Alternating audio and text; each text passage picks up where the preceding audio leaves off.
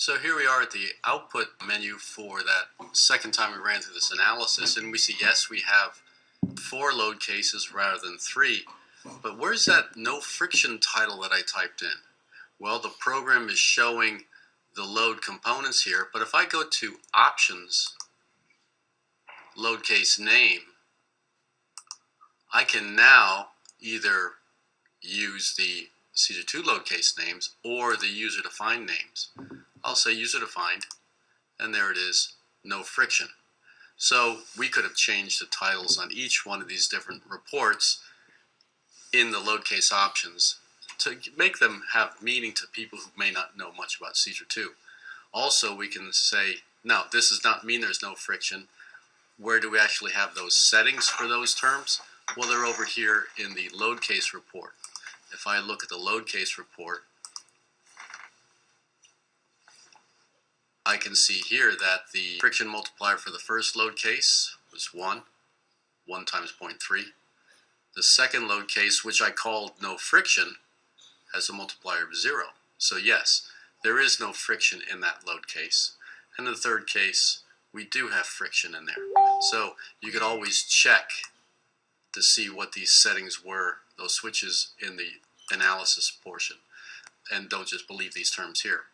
Now, what we're going to do is we're going to take a look at cases 1 and 2. I'm going to do control click on load case report to turn that off, and once again go to restraint summary extended and view that report. So the same loads are applied. One case is friction, the other case does not have friction. And once again, we'll reduce this down a little bit. And we see they're both called operating. One is operating with friction, with no friction. And it's kind of interesting that the normal load changes when we have friction turned on or turned off because it's now interacting with the other restraints in the model.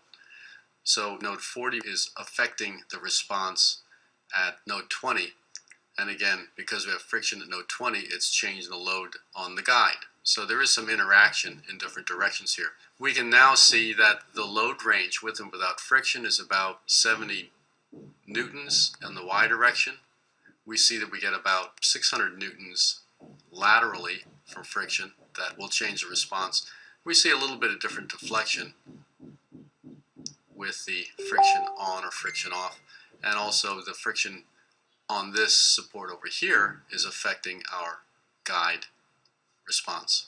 So again, if you're going to use friction, and some shops don't use friction at all, you might want to run it both with and without friction in the same analysis to see how much friction affects this specific job. Your layout will have a lot to say on how that works. Well, let's talk a little more about this iteration and the convergence in Caesar2. Some models don't converge. A consistent solution may not be found between all the different supports that have nonlinear conditions in the model.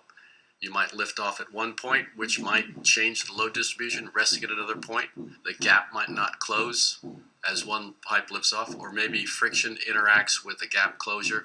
And the system can't find a consistent solution to this basic equation, F equals Kx. If you can't find a solution, we'll call that non-convergence. We can't converge to a solution.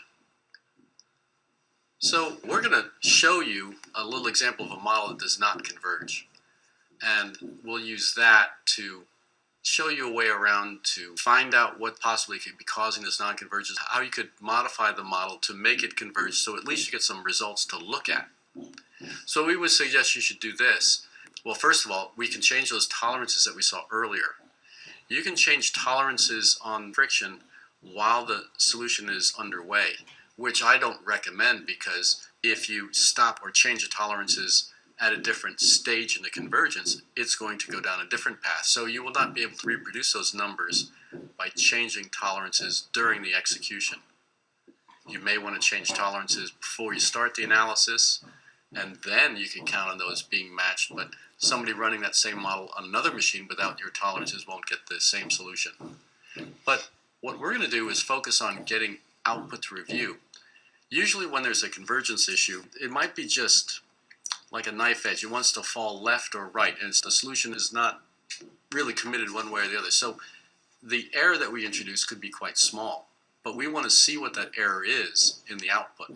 So what we would suggest you do, if it's just one load case, is remove that non-converged load case and skip that load case just to get some results to look at.